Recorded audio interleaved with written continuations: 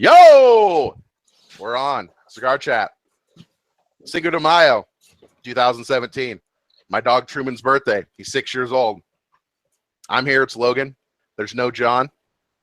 We have two people with me, and you're about to get your mind blown because you're about to hear the sweet, sweet, sweet music of cicadas in the background the second our guest takes his microphone off mute. So I'll just let you think about how awesome that's going to be for a second. So I'm Logan. I'm the guy on Cigar Federation. Also, I have my good friend, colleague, and maybe potential business associate, Trip, with me. Hey, how you doing? I'm doing good. I'm pretty good too. We a couple like housekeeping things. We are on Facebook this week, but the video will be up later. But of course, people are will on watch Facebook? it. We are not on Facebook today. I didn't think so. Because we're using Hangouts because John's not here and he handles all that technical stuff. And Hangouts is for us dumb people, I guess. Well, it's true. And we don't have to listen to John complain about, you got to be here 10 minutes before the show starts because the thing won't work. And you were here like 25 minutes before the show started today. That's because That's I had to get out of the house because my wife was about to drive me freaking up the wall, dude. So, let me just say something. It was such a bad day for me today, is that I freaking mainline 4 straight 100% Robusta espresso shots. Oh, you mainlined them, did you? Like quad shot. Wow. And you know what? It kind of matched my day. It wasn't completely terrible. You know what I mean? It wasn't. I mean, that sounds like a good way to start the day. Dude, it had me going because it was either going to be punching a hole through the roof of my office or drinking the coffee. But anyways, neither here or there. So I'm actually looking forward to this cigar chat, unlike many, because we actually have a guy here that says he knows about the FDA. So I get to challenge everything he says, and it's going to be awesome. So we're actually here to learn. So, Andrew, take a second and introduce yourself, and make sure you take yourself off mute, please. Hey everybody, those are the cicadas that he was talking about. I'm cutting in and out on the sound, so I'll miss some questions here every once in a while. But I'm in the Dominican Republic right now, Monte Cristi, just hanging out here. And I thank you guys for having me on. Sure. No problem, man. So tell us about your business first. Your business first. So I'm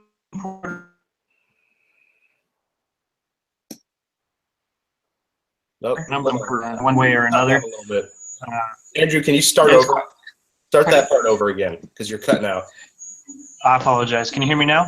Yep.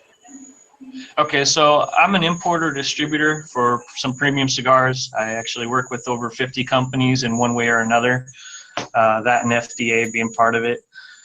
So I've been doing this for about 7 years, been in the industry. So I know there's a lot of new things happening with the FDA, and that's why I'm here on the show, mostly to talk about my experience. And sorry for the motorcycles as well. I'm sitting in front of my house. So I'd be more than happy to answer any questions that you guys have along the way, if you're able to take questions. I don't know if you have that set up. Oh, yeah. Okay. Oh, yeah. We've already got some audience questions queued up. Okay. So you want to just jump into one? Go ahead. Yeah. Question. Okay, question 1 is that I am very negative about the FDA. I feel like the dates keep changing a little bit, but come February 8th of 2019, the Cigar Federation store will probably cease to exist. You have a much more rosy and cheery and optimistic view of what's going to happen. Yeah, Briefly, tell me why this is. I've had that view since day one. On May 5th, when they released that, I know there was a bunch of people. Cinco de Mayo, no less. A year to the day. 1 year anniversary of hell. But there was a lot of information and hype that wasn't so positive going out about it. I read the entire thing myself that night. I skipped over the vape stuff, but I just read the important stuff, and none of that was really talked about. From day one, nothing that included us as premium cigars. Can you still hear me? I don't know if I'm cutting out. Yeah, you're good. Okay. Nothing that should exclude premium cigars from the substantial equivalence pathway. There are no applications fees with this pathway. I have spent probably close to 1,000 hours total of all the time I've spent on the FDA, but you know, a lot of that's answering questions. Yeah, there's nothing that tells me it's going to cost that. There was a big concern about the testing. That was where supposedly a lot of the is going to come from.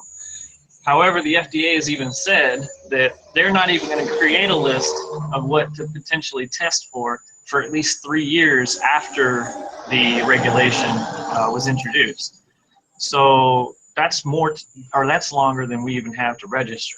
So by default, I mean, register without it. I already have a grandfathered product in, and you know, you saw some come out already for lettuce.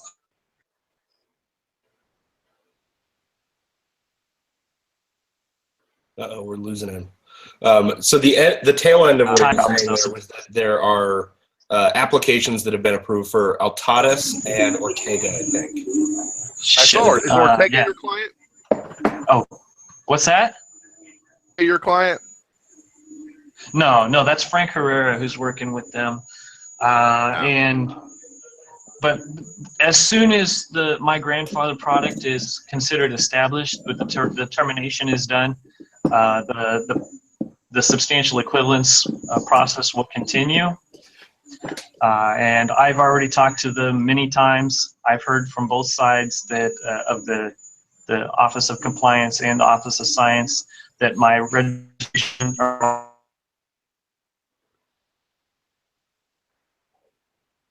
really that it wouldn't pass.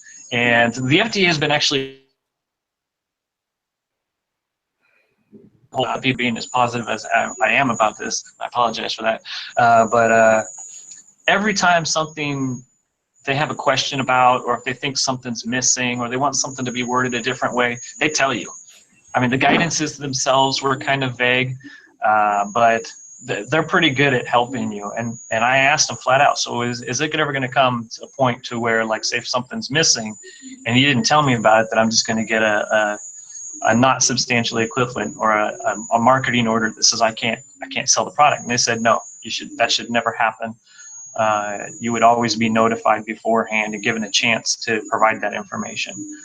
So, and as it is through the several years that it's already been in effect, about 70% of all substantial equivalent or applications that went through the entire process were approved. The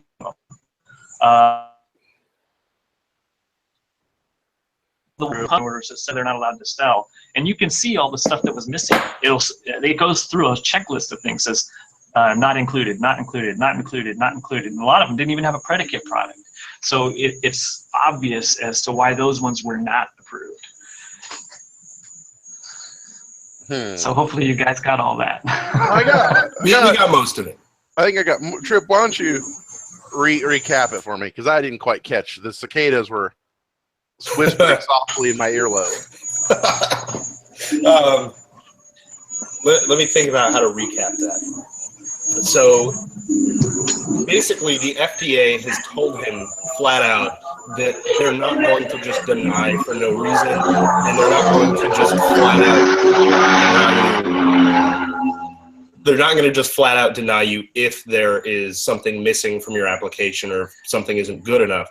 They're going to come back to you and tell you, you need to fix this and resubmit your application. And at that point, you can either withdraw your information if you feel you can't provide the information. So at least you're not going to get an order saying you can no longer sell. And during this period now, you could resubmit after that once you've gotten with the information. And they give you 30 days usually to get that information, whatever they asked you for. Okay. So question. So understand that. But there are no fees for filing a substantial equivalence application. Absolutely zero. Actually, as far as I know, none of the pathways have any fee. I don't know about the PTMA one, but I don't think any of them have an application fee. Another big argument about it in the beginning was they're saying that if you don't have a grandfather product within your portfolio, you don't have anything to use as a predicate product. But that actually is not even true. There is nothing that prohibits you from using anybody else's grandfather product as your predicate product. That may bring up some questions during your application process of how do you know that this is the same, but you should be able to evaluate the product that's listed. Like, for example, the Vibes. Those are cigars. I mean, there's pretty much no difference between that and the cigar I'm smoking right now, other than, you know, the tobacco, maybe the qualities of the tobaccos, the age of the tobaccos. Really, there's no other major difference. So I could literally use those as my predicate product. And so kind of best case interpretation, you could use anybody else's predicate product, and worst Absolutely. case, maybe you could just use one that was made in the same factory in the same vitola. Yeah, I mean, it doesn't even have to be the same vitola, as far as I can tell. And again, I'm just going off my experience here.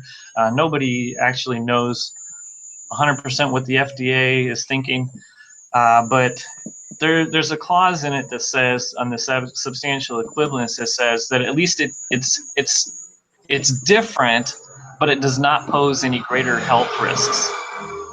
So Okay. if you're comparing a Corona to a Lancero, there's really no greater health risk to that extra couple inches on the cigar. Yeah, that makes sense. Any other questions, Logan, before I move into a couple audience questions? Ask audience questions. I'm just going to sit back and marinate for a second. So Jason Myers has a question. He's heard some manufacturers and brand owners talk about the new FDA inspections, holds, and fees, but can't find any clear information about it. Yeah, it's Can because you there talk isn't about any. exactly what this is and what it means for manufacturers importing? Yeah, and again, I guess I could talk about only my experience.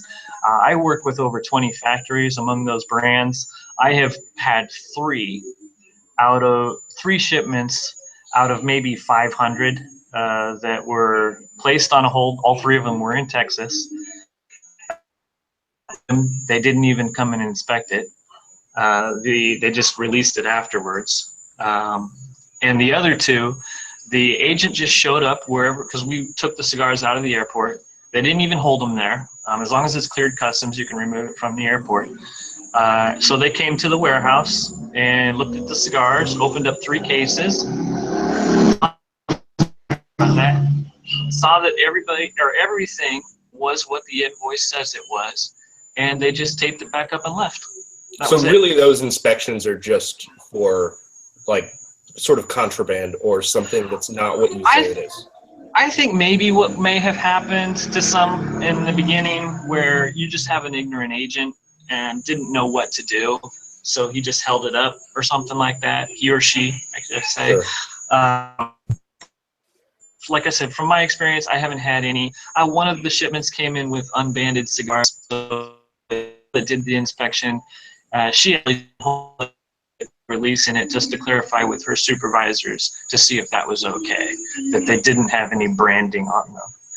So, but in the end, everything has been pretty smooth. I've even had one clear the FDA before it even left the country of origin. So, I mean, at this point, they're just rubber stamping it. Huh. Interesting. Logan, do you have another question? Huh. You're dry? You're too busy processing? You might be in shock a little bit. No, I'm not in shock because I mean, I get it. But so explain to me, and I don't know the exact math because I mean, I'm not in the weeds like you are. But since the FDA began regulating cigarettes, there's been, I don't know, 300 or 400 applications. And from my understanding... No, it's actually been a couple thousand total applications. With about 10 approved. Oh, no, not even close. It's a lot more than that. Okay.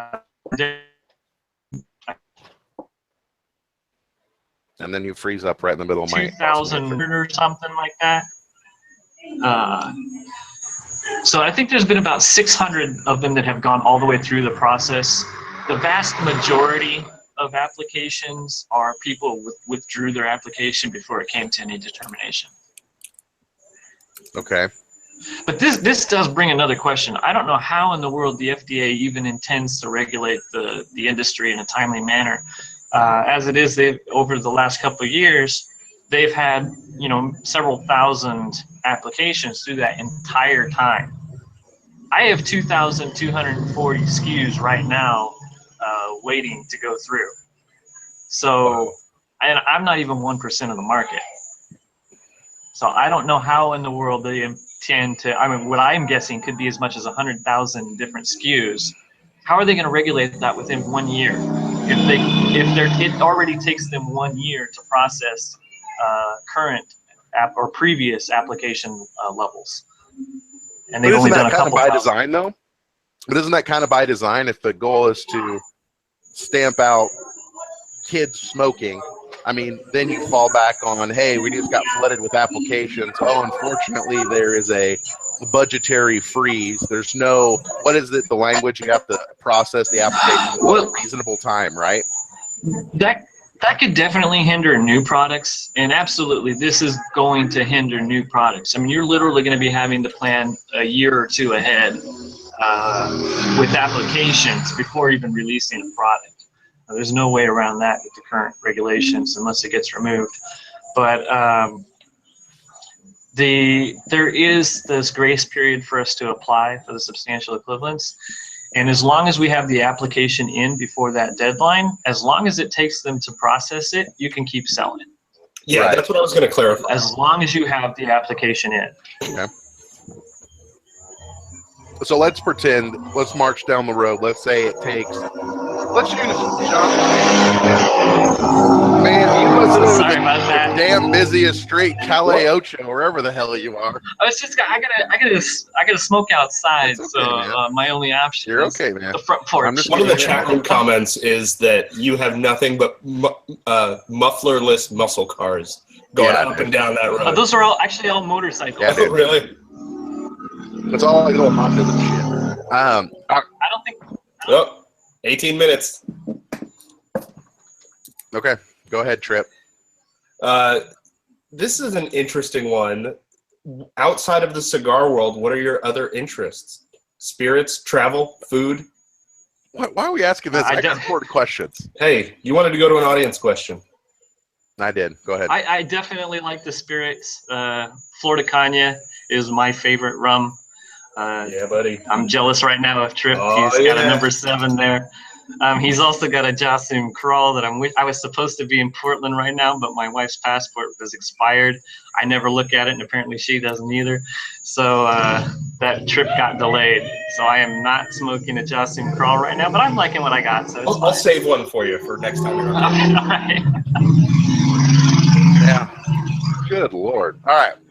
Question. So let's fast forward 3 years down the road. Jassim Crawl's application has been pending. During this time, he still has been selling cigars. His business is growing. And let's say you have an unsuspecting retailer who has brought in his product, and he gets a letter saying, hey, your product did not pass substantial equivalence, or whatever it is, right? At that point, does the product not become unsellable?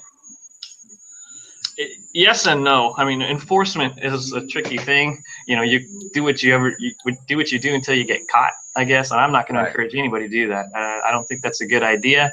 You're risking your money and your business doing that. But there's actually, they have, how should I say this? They've listed what the punishment is for violating the act. Is first nothing, basically. They just give you a letter, and if you get so many warning letters within a year of selling tobacco products, but the first ones, the nothing, then it's like, I don't even think it's $100 as a. So it's not going to be to the point then where like a retailer has one facing of this cigar. Fine, a couple thousand letters. It's not going to be the point where this one retailer has one facing of a cigar and they go out of business because no, they were selling. No, that's not going to happen. Okay. And that's been happening. I mean, they post these on lines too. I mean, pretty much everything the FDA does ends up getting Online. posted online. It's public record, and they have hundreds of warning letters on there, and most of them are for like Camel and cigarettes. They haven't issued, as far as I know, they haven't issued a single warning letter for a cigar. I don't expect that to happen until at least after our grace period is up. Okay. Interesting. Interesting. So yeah, I don't know. I'm still negative. So give me the reverse side of the coin. Is you're very positive. Well, obviously you think it could go another way. How could it go negative? Okay, good. Ask me again. Now I can hear you. Okay. All right. So you're obviously very positive on the whole situation. You've got some firsthand knowledge, but the FDA is an unknown beast. It could go sideways quickly. How could it go sideways from your perspective for a brand? Like, let's just use Jocelyn Crowell. That's our example for the rest of the show. Yeah, absolutely. The worst case scenario would be they come back and give me a NSE, which means it's not substantially equivalent, and I don't have permission to market the product, or I guess Jocelyn Crowell doesn't have permission to market the product. At that point, the grace period doesn't matter. His product would have to come off the market immediately. Okay. Ouch. Yep. What's the appeal process like, or is that something that we're not? There is an appeal process. I haven't really looked too much into it, but there is an appeal process. So, okay. So what's the benefit of actually filing early versus letting other people trailblaze and then filing the last day?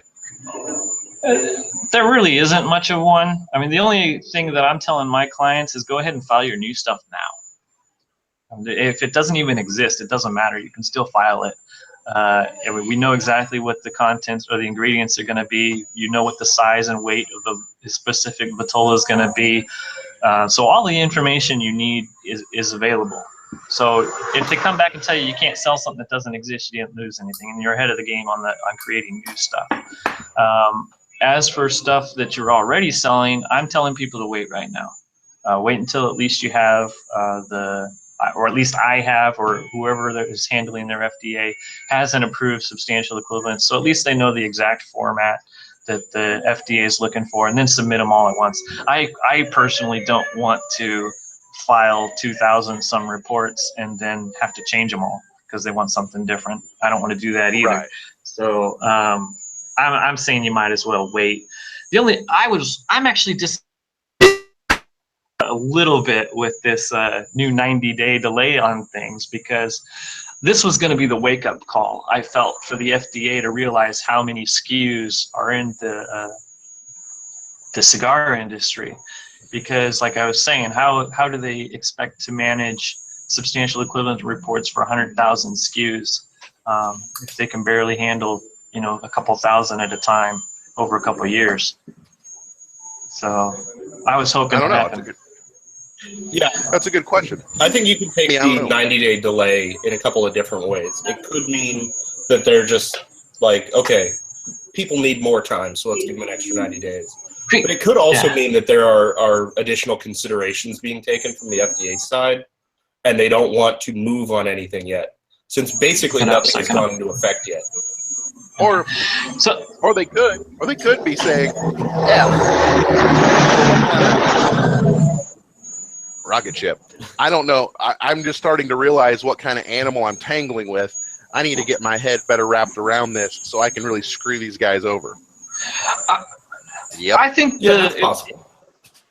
It was definitely a mutual agreement. I'm not an attorney, so I don't know the entire court processes of things, but I'm pretty sure it was a mutual agreement on all sides. And from the FDA, if they started to realize even how big the cigar industry is, and them having to reassess, can we actually, with the resources we have, and that's another problem. If they don't have the resources to do this, there's only one way for them to get it, and they can't get it on their own. So they can't just say we're going to spend more money, or they can't say we're going to raise our fees to start billing you. They have to get permission from the office of management. So on budget. Okay. So, okay, another question. So there has not been, there's been what, cigar-wise? You said 2 or 3 grandfathered products approved? I think it was a total of 11. On premium, yeah, it's like 10 or so of premium cigars, and there's probably another 30 or so of not so premium stuff, like flavored cigars. Okay. Yeah. Black and milds and stuff like that. Yeah. Okay. So has there been an application which uses a grandfathered product that has been approved through the substantial equivalence process yet? As far as I know, no, or none of the new products anyway. So it's not just cigars, but none of the new products that have come out have received an SE order to giving them permission to sell. So Okay. and that That's the couldn't key. happen. And that couldn't happen even until a predicate product existed Exactly. or was approved. So and now that those do exist, they can start submitting theirs. And that's why I think I may end up with the first one if the other companies, like it's Altitis and Ortega, if they did not submit a substantial equivalence at the same time that they submitted their predicate product, they would be now doing that now. I mean, they're not going to have it for another year. I submitted them at the same time. So I'm already 5 months into my substantial equivalent process. And I'm assuming it's going to take about a year for the entire substantial equivalence process. So I'm thinking within 3 to 6 months, the first one's going to come out. Okay.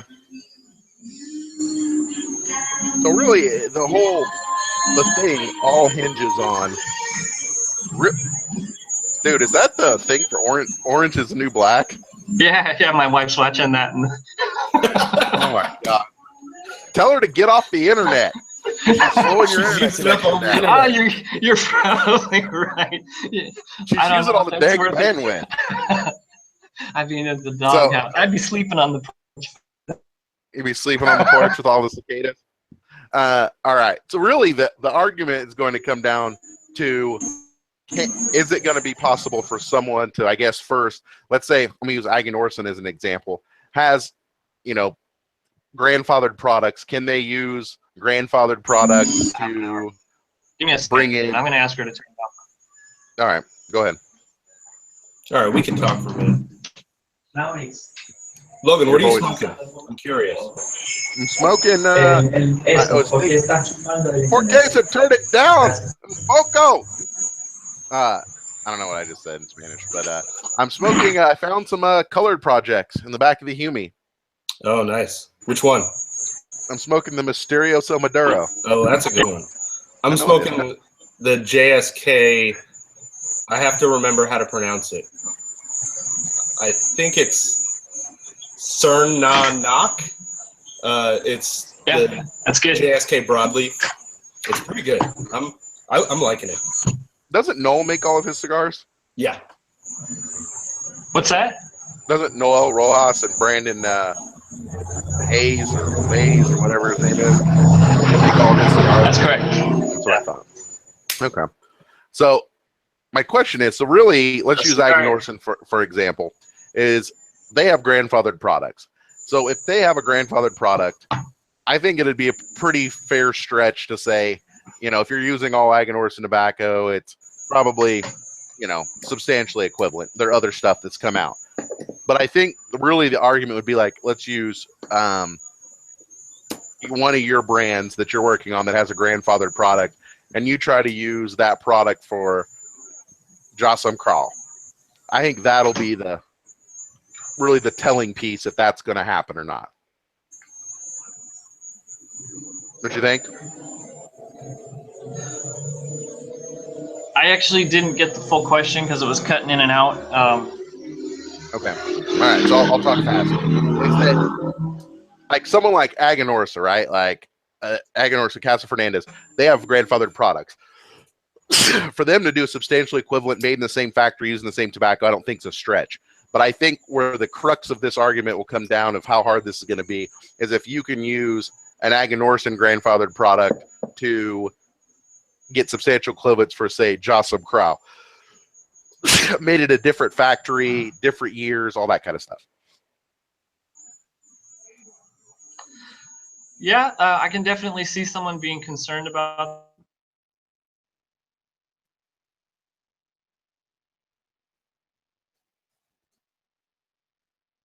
I don't know if you can still hear me, and I apologize.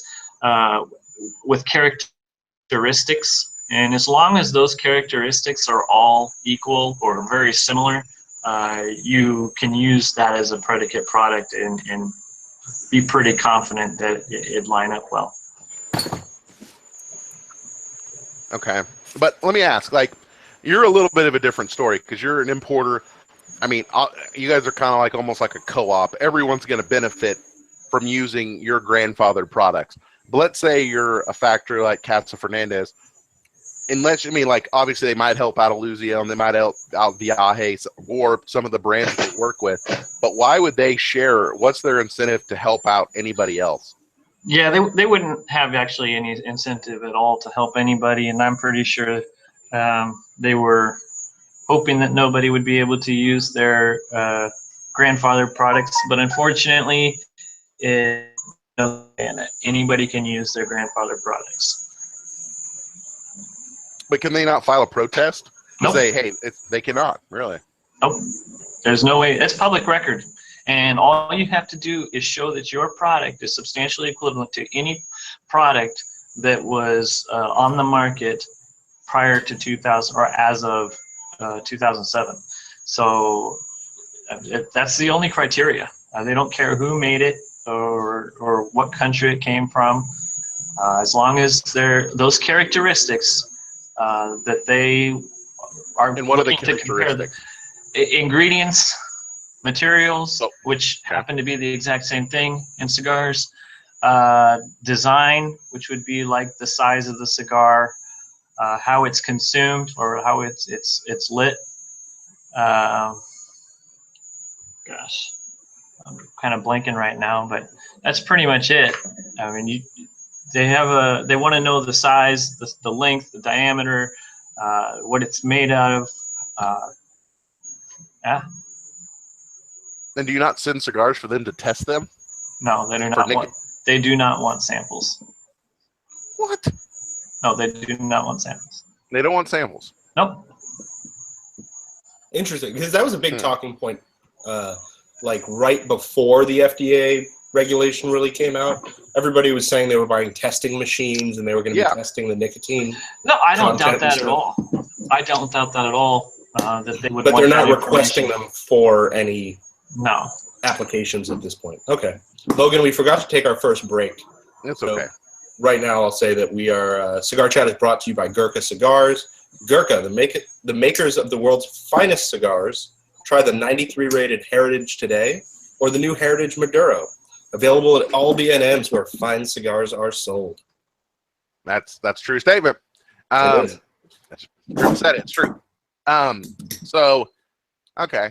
So, and you're doing substantial equivalence reports on like Jossam Crowell on an individual Vitola, like a blend in a Vitola, or is it a blend with all the Vitolas in one product, in one application?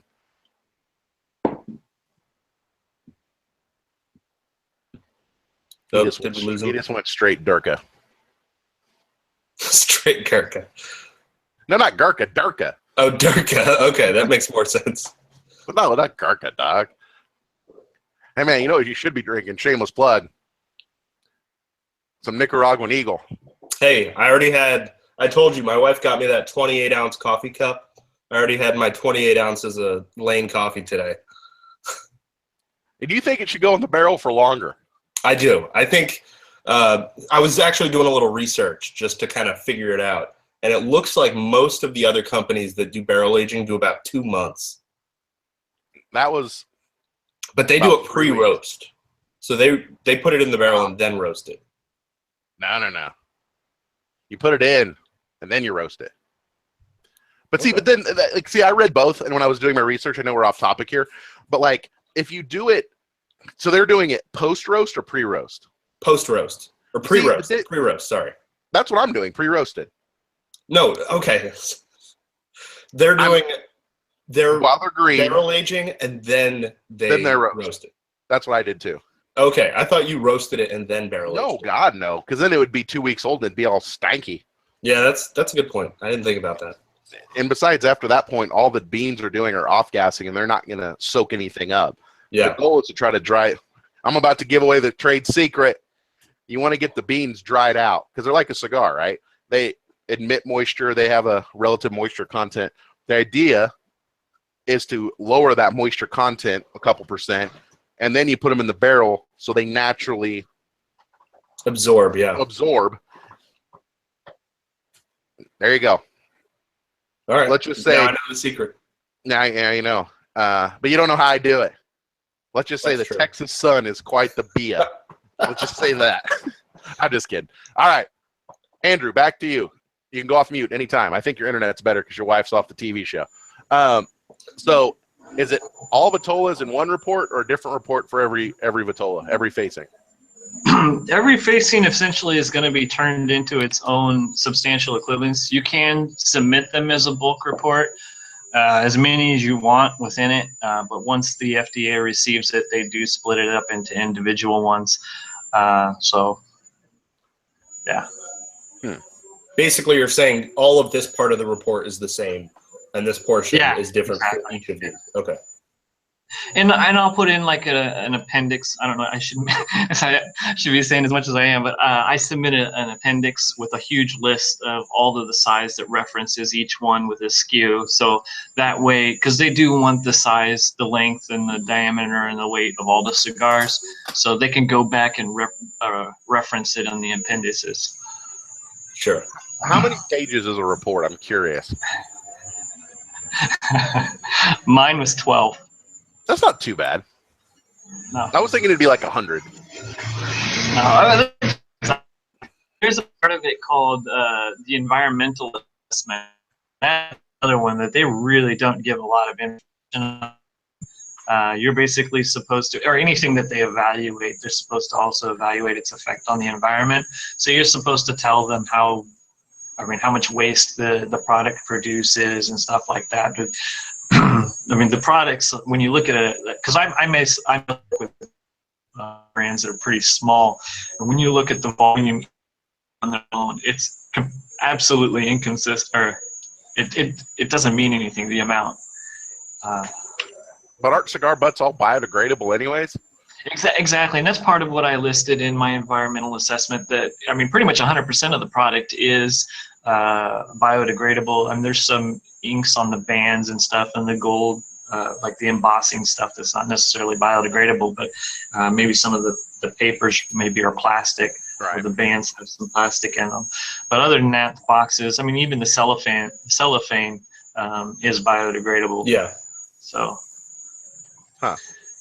So I'd actually like to do some shout outs if I can. Of course. I mean, you know, working in the industry, you get to meet a lot of the brand owners personally, and I wanted to do specifically a big shout out to Oscar Valladares and Jim Robinson. Both of them have been with me for quite some time now, and I appreciate them very much. I wouldn't be where I am today without either of them. And I also wanted to give a good wishes to Mo with the Patina cigars and Mombacho. He's just coming out with his new cigar. He'll actually be on the show next week to talk about it. Yeah, I think I remember. I smoked it. Yeah. I smoked it. I liked it. Yeah. I definitely mean what I'm doing is I get to see the companies when they're small. I mean, they're just getting started all the way where Oscar and Jim have gotten, which is pretty incredible. So I wish them all the best, and thank you. So how many importers are taking on the filing of these SE reports? Are you the only importer that's doing this? I believe so. I mean, I mean, a lot of importers are kind of secretive. You don't really know who they are. That's like the industry didn't even really know who I was, other than the manufacturers that worked with me. So I don't really even know what all they're doing. But as far as I know, who's asked. Everybody else I know is on their own, essentially. So, I mean, I have friends in the industry that don't work with me. That's pretty much what they're looking at. Doing it themselves. Or paying an attorney to do it. And a lot of them are just taking the wait and see because they do have time to see what happens. So they're not running and shelling out a bunch of money on this until they know they have to. Right. And that's the biggest downside. And I may be positive but I'm being positive as like a counter to how much negativity there has actually been. I do not agree with the FDA regulation one bit. I do not think they should have the authority to do what they're doing. I do believe it is a burden on small businesses. Like for my clients, a lot of them, I mean, I have brands that maybe do 10,000 sticks a year. That's it. There's no way they're going to be able to afford to pay attorney fees to do this or take the time away from their businesses to learn how to do this on their own. They'd go be out of business just studying the FDA regulations. So, I mean, hell, the Color Projects did more than that by a lot. That's crazy. So I'm curious. So how many clients have you picked? Let's take another break. What? John's going to kill me for not taking the breaks in the first place. All right, just take a break. No, Take a break. Yeah, go for it. Cigar Chat is brought to you by Cigar Oasis. Cigar Oasis are the market leaders and innovators in electronic humidification. Are your cigars protected by a Cigar Oasis product? Set it and forget it today. Mine are. Mine got are. the beads. Logan's I got are. the beads. I got the beads, man. We just set it and we forget it. Yeah, well, kinda until it needs more water. Well, yeah. So let me ask, how many clients have you picked up from the distribution clients because you're doing all this for them at no cost because you're just a great human being? Actually, not a lot, surprisingly. I'm shocked. I am freaking shocked. I am too, to be honest. And I think a lot of it is because there are a lot of heavy hitters that are known in the industry that are also spending a lot of time focusing on the FDA and compliance. And as in nobody really knows who I am, I don't have a lot of that, I guess, fame to go along with it to give it any credibility. So, I mean, I don't blame anybody for having their doubts about the things that I'm saying. And again, like I said, I'm only going off of my experiences. So it is what it is. Right. I just want to keep, I'm not looking to make money off of the FDA regulation. I just want to keep working just as anybody else does. So they have the same, I mean, that's their goal too, is just to keep working. And a lot of them are, I mean, they have the money to pay for attorneys and they can't risk it. I mean, they can't risk losing everything. So, but I don't take offense to it. Right. Okay. That's interesting. So, I have not personally imported cigars, but I've used importers to import cigars before. I mean, it's kind of interesting because if you get your brands approved, once you're doing distribution, not only are they going to work with you forever, because they're going to love you, but I can't believe more people haven't started using you. I'm kind of shocked. Yeah, me as well.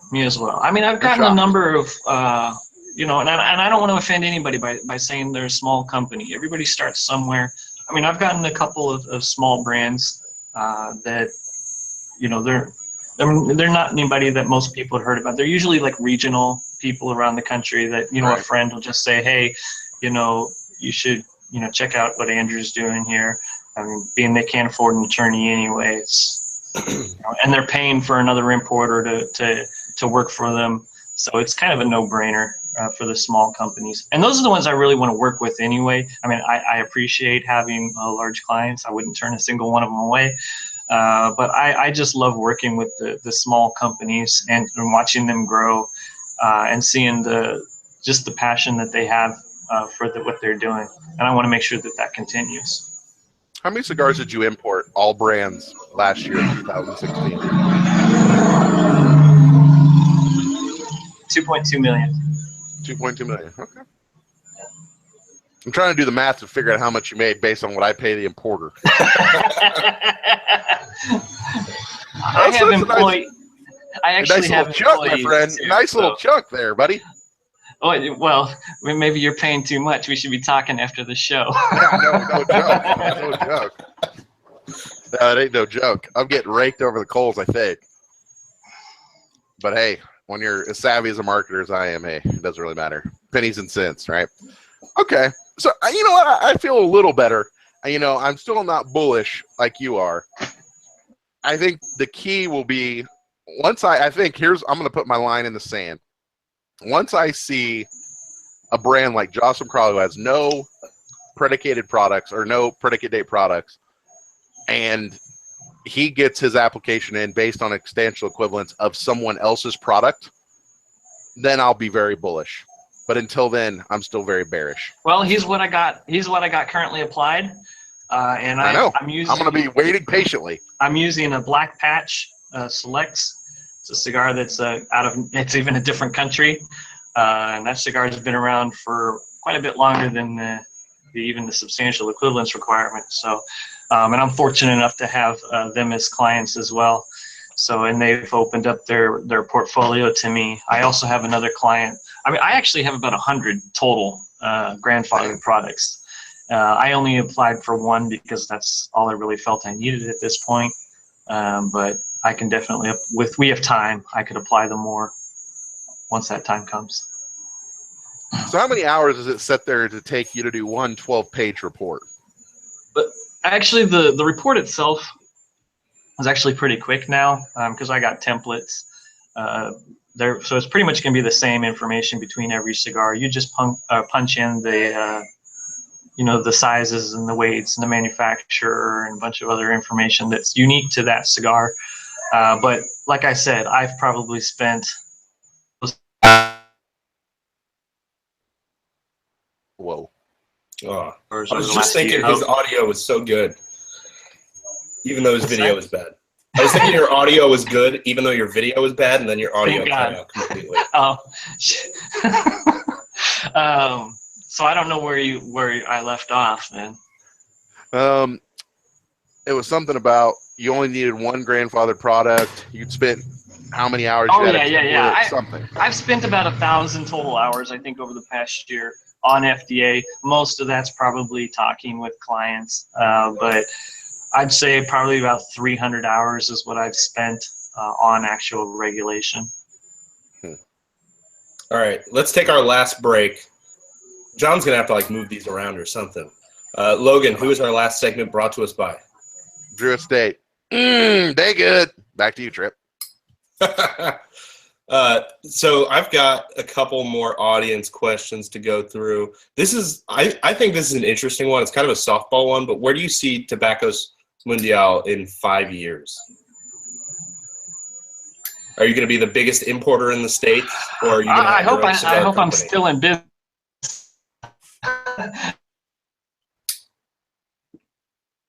Oh, we lost. There we go. I think I'm right now. I'm about 0.25% of the entire industry as in volume. So as long as I'm still in business, I'm happy.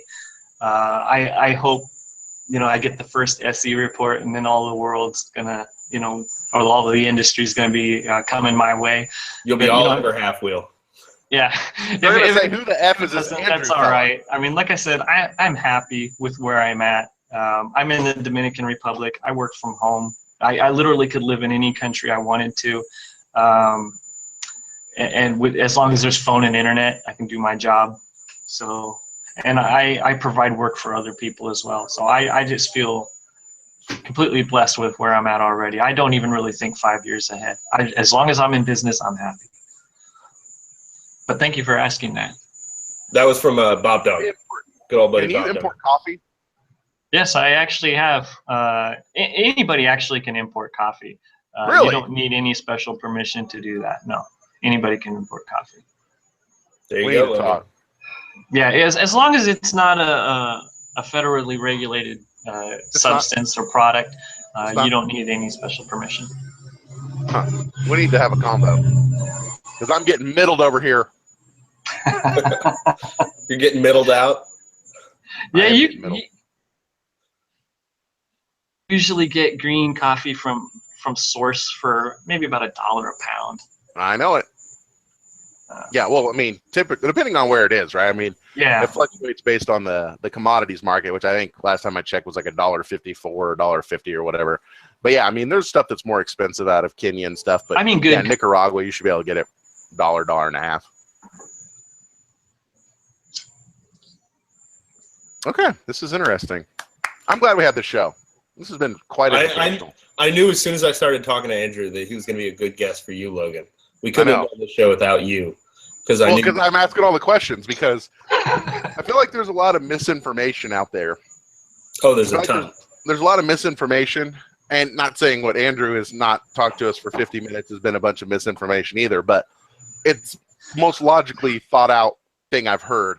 I still, like I said, I'm still not bullish, but I'm still bearish. But like, if I could see like an example of Jocelyn Crowell using, like you said, black patch. tiger paw, black catch. Patch select. Yeah. What is it? Black patch, like a cotton patch. Pumpkin patch or cotton. Yeah. Yeah. Exactly. And who the hell makes that cigar? It's a company out of Pittsburgh. I've never even heard of Pittsburgh, out of I think they're in Pittsburgh. Yeah, it's in Philadelphia. Is that the Those only are place two they're different sold? places. Is it the only place they're sold? I don't know exactly. I just import them. So I just import them and hand them off and take my Yeah. money. That's all I do. I mean, that's pretty much all I do for them. Yeah, Huh, interesting. Okay. and Well, handle the FDA. I'm very curious. Once, and I'm sure I'll see all about it with Risty Buck over the internet, but once I see Black Patch taking Jocelyn Crowell to the top, then I'm all in. I'm all in. Yeah, we have a joke. If we get that before, if we get it before IPCPR, we're gonna make some Flavor Flav, like key or necklaces with a big, huge thing with them printed out in the middle, walking down the aisles with that. Oh my God, he would. He definitely would. I'm curious. I mean, I'm very curious to see how this is going to shake out. Very curious. Andrew, Chris Arolfo just wants to say hey. I like Chris. Oh, hey Chris, how you doing? That's Cabal. I know. Oh, okay. Cabal. Oh, yeah. Yeah, he's got a brewery as well, down in Houston area. You mean a beer shop? Great guy. Yeah. Oh no, they make beer. Yeah, it's You a make beer brewery and now? tap house. Yeah. No, I didn't know. Yeah. I don't remember the last time we talked was last IPC Fair. I didn't know there was a beer house or brewing. I just knew that he had beer. His cigars are made in the DR by Kellner. They're pretty good. They're okay. They're okay, Chris. They're a little too Davidoff-y for me. Let me say that. They're made by Kellner. I know. Hence a little too Davidoff. But his price point, I can tell you his price point. I can guarantee you that. I sell the cigar, bro. I know, man. Got all the stuff. I know all that. I know Anwar. I know all those clowns. All those crazy fools. But anywho, all right. I'm done asking questions. Ask an audience question, Trip.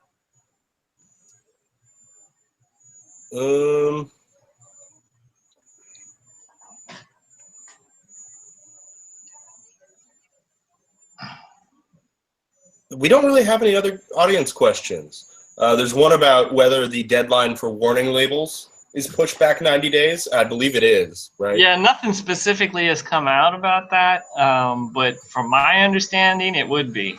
I mean, it's 5 days away now, right? Yeah, every date that was currently on the books gets pushed back 90 days. Okay. I have seen, though, in print that the requirement of having the warning label itself on the box has been pushed 90 days, and the application process is supposed to be a year. So that would indicate that the deadline to apply, because actually it says that now I got the answer. It says the warning label plan has to be submitted by May 10th, 2017, or 12 months before marketing the product, whichever is shorter. Okay. So. And Chris says they don't make beer. What's that? Chris I thought says they did. do not make beer. It's just a beer shop and tap room. Just sells beer. And they enjoy their okay cigars. Well, if you did, I'd drink it. Yeah, there you go. Probably tastes like a freaking Davidoff. Be mushroomy. It'd be all mushroomy and musky. Just kidding. I love you, Chris. I'll actually be in Houston tomorrow. FYI. Go drink some beer. You don't want to see Chuck Murphy. Tearing up Houston. No, dude, raging.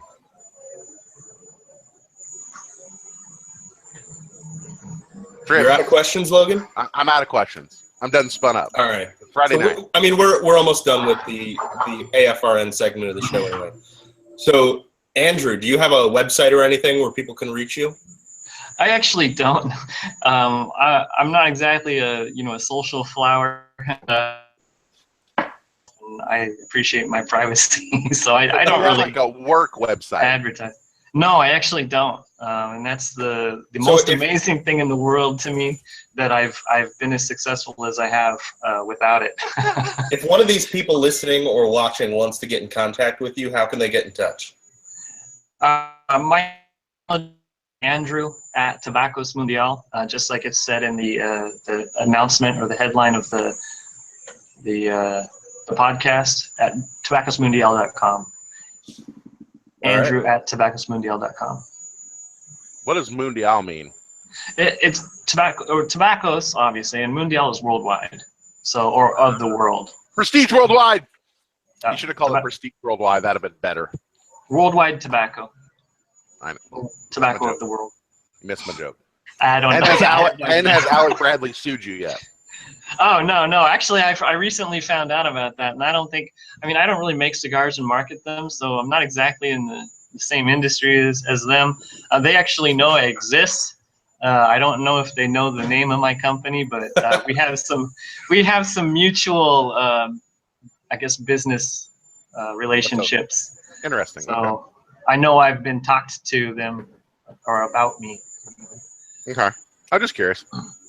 Yeah. Logan, James Lay wants to know if this is the best cigar chat ever, since you haven't talked that much. And since you ran out of questions. No, that's never happened. The only time that's ever happened was when we had Kendall Culbertson on. And he answered like all these crazy tobacco questions for me. Most of the time I'm just really freaking bored. Just people in this industry are stupid. I'm just kidding. I don't mean that. Sure. But a lot of times they come on like, I use level 9 Cuban rollers and I have the best. I go, no, you don't. No, you don't. No, you don't. Taboo.com. That's all I got to say about that. That was the best show. I was so livid at that show. He crossed me the wrong way. You don't import that guy, do you? Which one? Taboo. TABU. No. I actually almost did. I think a long time ago. I'm so glad you didn't, because I would have X'd you right there. I would have X'd you right there, my brother. That brings us to the end of our AFRN segment. Thanks for listening, everybody. Stay safe. We'll be on again next week with. Thanks for having me on, guys. From Patina. Oh, sorry.